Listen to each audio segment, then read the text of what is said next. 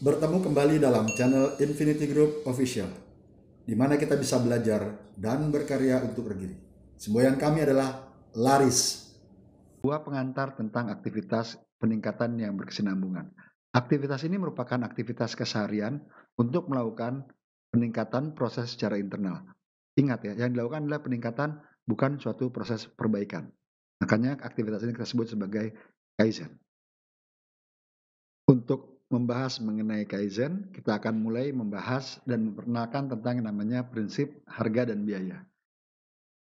Harga jual yang terdapat di pasar biasanya ditentukan dengan besarnya biaya produksi, kemudian ditentukan berapa profit yang diinginkan.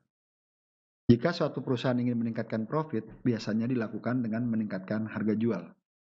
Dalam pendekatan Kaizen, metodenya berbeda.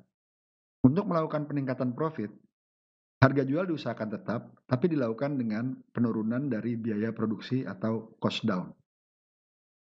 Ide dasar adalah pasar. Ide dasar adalah market. Jika kita ingin membuat suatu produk, kita harus memastikan bahwa produk tersebut akan mencapai kebutuhan daripada pelanggan dengan memberikan barang atau jasa yang sesuai dengan keinginan pasar. Dan kita ambil apa yang sebenarnya, nilai apa yang sebenarnya diinginkan oleh pelanggan. Selanjutnya, kita akan membahas bagaimana caranya kita membuat suatu produk tersebut. Selanjutnya, kita akan membahas bagaimana membuat produk yang sesuai dengan keinginan pelanggan. Istilah yang umum digunakan adalah monosukuri atau bagaimana cara kita membuat produk. Monosukuri adalah pola pikir untuk melakukan optimalisasi secara total. Karena kalau kita lihat dari sisi produsen, produsen harus mengetahui apa yang sebenarnya dibutuhkan oleh pasar, kemudian berapa kira-kira jumlah yang dibutuhkan, bagaimana cara melakukan proses pemasarannya. Kemudian, kita juga harus mengetahui nilai tambah apa yang akan kita berikan kepada produk tersebut, apakah nilai tambah tersebut benar-benar sesuai dengan kebutuhan pelanggan, dan bagaimana kita membuat desain terhadap produk tersebut. Sementara, kita harus selalu melihat kebutuhan dari sisi pelanggan dengan menetapkan kebijakan customer utama. Jadi kita menggunakan kebijakan mengutamakan customer dengan konsep untuk meningkatkan kepuasan pelanggan. Apa yang harus dilakukan? Biasanya kita melakukan adalah supply barang yang stabil, kesesuaian harga dengan umum harga yang berlaku di pasar, dan memberikan kualitas barang yang terbaik. Untuk proses produksinya, kita harus membuat bagaimana kita melakukan perencanaan penjualan barang tersebut, merencanakan jumlah, dan bagaimana order itu akan diterima. Nah, setelah itu kita melakukan proses research dan development, atau kita melakukan analisa situasi dan apa yang harus kita lakukan untuk melakukan proses peningkatan, produk-produk atau barang apa yang kita akan beli, bagaimana kita melakukan proses produksinya. Terakhir yang tidak kalah penting adalah menentukan logistik, dan pada poin terakhir adalah bagaimana kita menentukan pemasaran, penjualan, dan apabila diperlukan, bagaimana kita menarik produk tersebut jika terjadi masalah di pasar. Hal ini didukung oleh aktivitas administrasi, sumber daya manusia, sumber daya tenaga, dan sumber daya waktu yang andal, dan dukungan keuangan.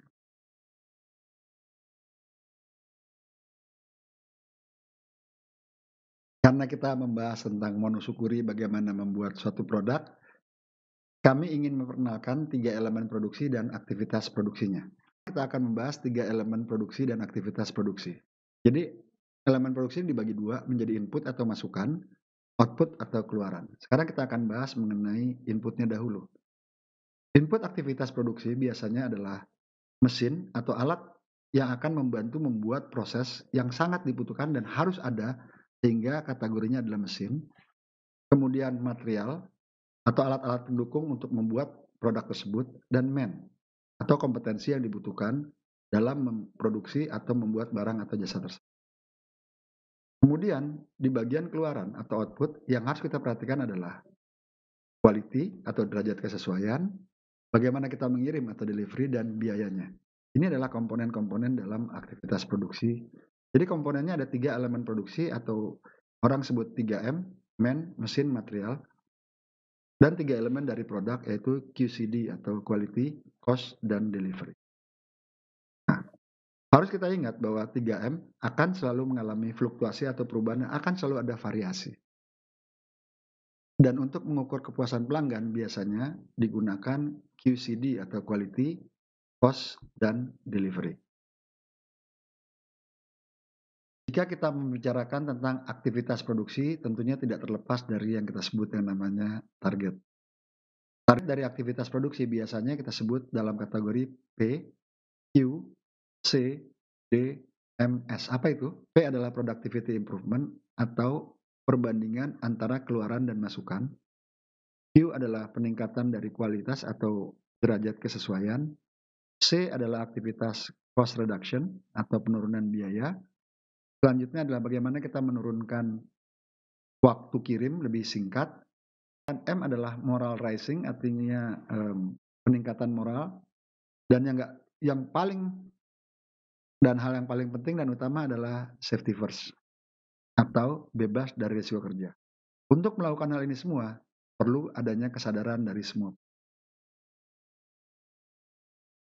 Adalah umum dan wajar jika suatu perusahaan atau company atau badan usaha atau tempat memproduksi ingin selalu mendapatkan profit atau keuntungan yang pada akhirnya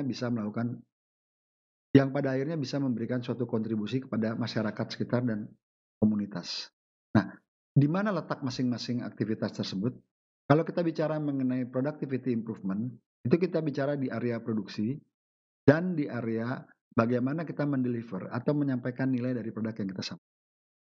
Sementara pada poin kepuasan pelanggan, pola ukurnya seperti yang kita bahas sebelumnya adalah di quality, cost, dan delivery. Untuk si karyawan yang paling penting adalah peningkatan moral dan saat bekerja bebas dari risiko kecelakaan agar bisa bekerja dengan sehat dan selamat. Juga yang jadi hal utama tentunya adalah kepuasan dari pemilik perusahaan atau shareholder.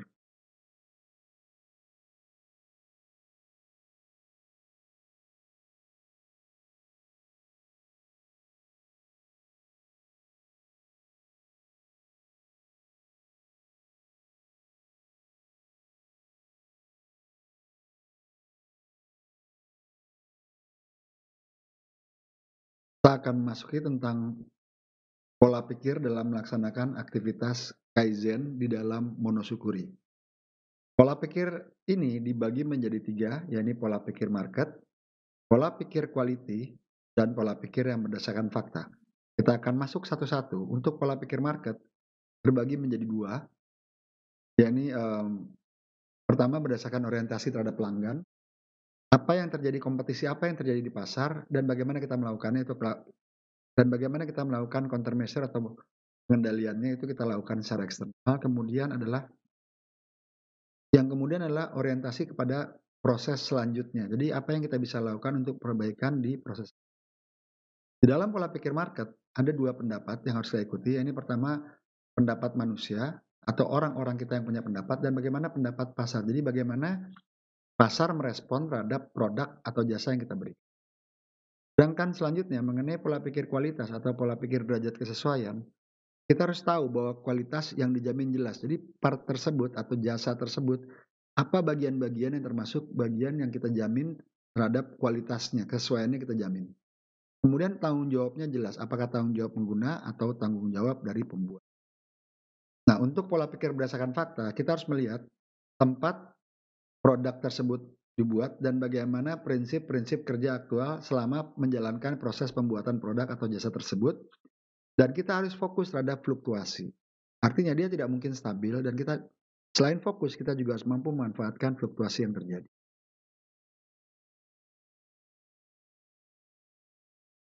Sekarang kita masuk ke bagian senjata atau alat bantu untuk mendapatkan fakta secara benar. Senjatanya adalah 2 intinya. Pengetahuan dan mata untuk menangkap fakta secara benar dan tepat.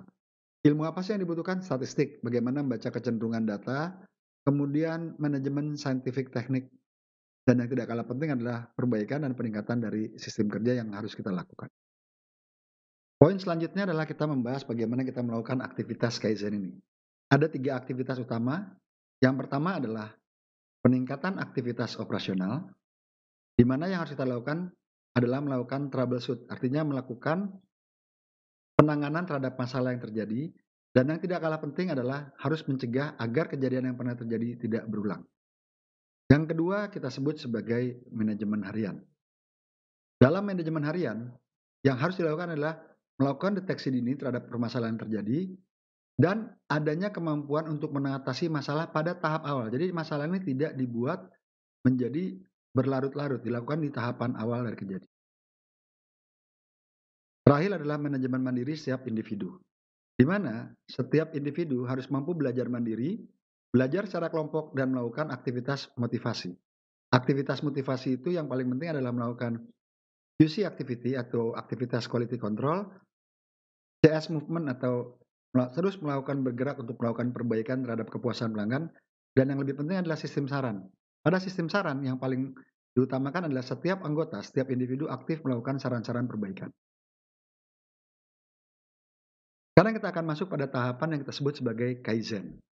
Ini adalah ilustrasi sederhana bagaimana Kaizen dilakukan.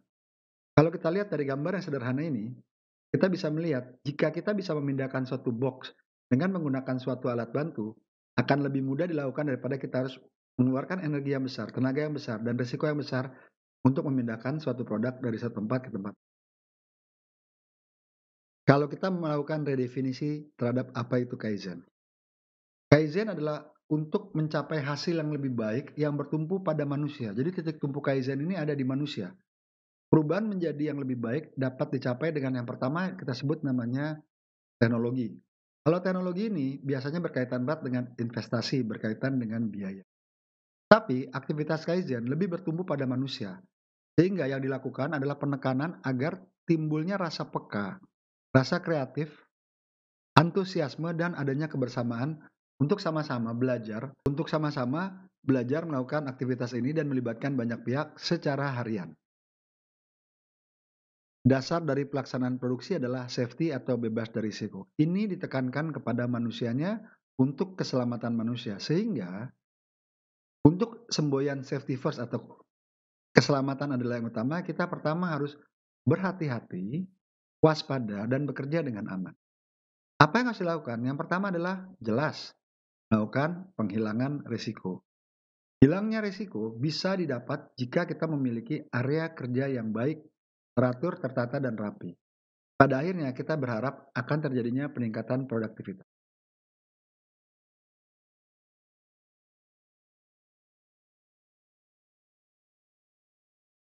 Untuk mengurangi risiko kecelakaan kerja, biasanya orang membuat safety map. Safety map dibuat dengan menggambarkan seluruh area kerja, dan pada setiap area kerja dibuat bagian dari proses-proses pekerjaan dalam rangkaian proses tersebut. Dan di setiap area tersebut, biasanya kita melakukan kategori-kategori risiko bahaya pada area tersebut. Umumnya, kategori tersebut kita sebut sebagai rank. Ada rank A atau risiko tinggi, rank B risiko sedang, dan rank C untuk risiko rendah. Kategori yang dipakai adalah kategori stop six. Apa itu stop six?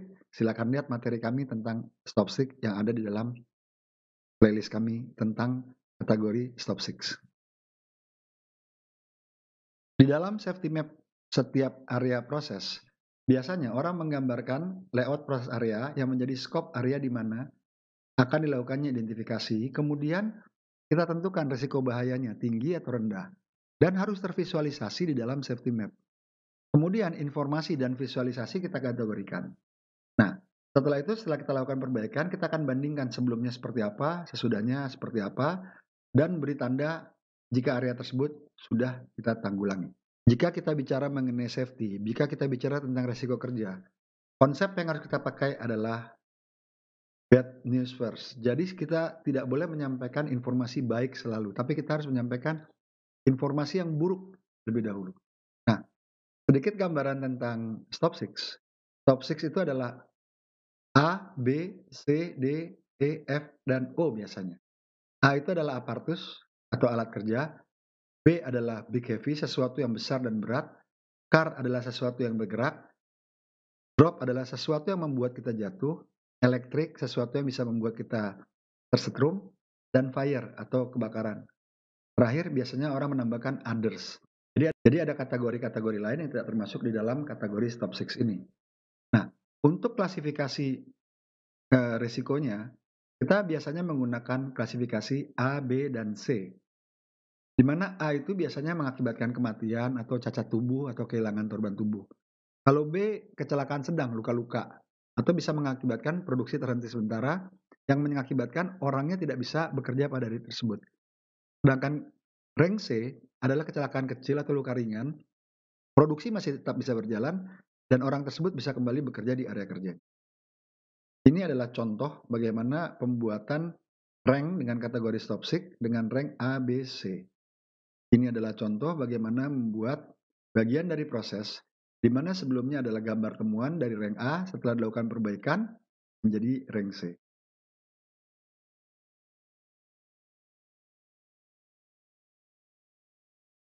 Sebelumnya kita bahas bahwa Kaizen itu adalah untuk merubah sesuatu menjadi lebih baik. Jadi kita harus selalu bertanya dan melakukan penilaian ulang. Jadi apakah ini sudah baik? Apakah ini sudah baik? Apakah ini sudah baik? Jadi konsep Kaizen adalah selalu bertanya untuk melakukan penilaian ulang dan lakukan perbaikan sekecil apapun dan setiap hari. Poin penting untuk suatu aktivitas bisa dikatakan sebagai aktivitas Kaizen jika ada dua aspek penting yang dilakukan, yaitu terus-menerus, ongoing, dan peningkatan, improvement. Jadi harus selalu ditingkatkan dan terus-menerus. Tapi kalau melontarkan ide bagus untuk perbaikan, itu bukan Kaizen, karena sekali aja. Nah, disebut Kaizen jika prosesnya berlangsung terus-menerus. Jadi idenya bagus dan dilakukan secara terus-menerus. Hari itu baru kita bisa sebut sebagai aktivitas Kaizen. Sebagai kesimpulan dari semuanya, jika kita ingin memulai aktivitas Kaizen, titik awal dimulai Kaizen adalah standarisasi. Bagaimana orang melaksanakan atau melakukan aktivitasnya dalam suatu rangkaian proses atau memberikan jasa tertentu, itu kita sebut standarisasi. Nah, standarisasi awal inilah yang akan kita jadikan tolak ukur untuk melakukan aktivitas perbaikan. Di mana tidak ada standar di area tersebut, pasti nggak ada Kaizen. Itu kata Taichi Ono sebagai founding dari aktivitas Kaizen ini. Demikian dari kami. Silakan like jika suka dan dislike jika tidak suka. Terima kasih.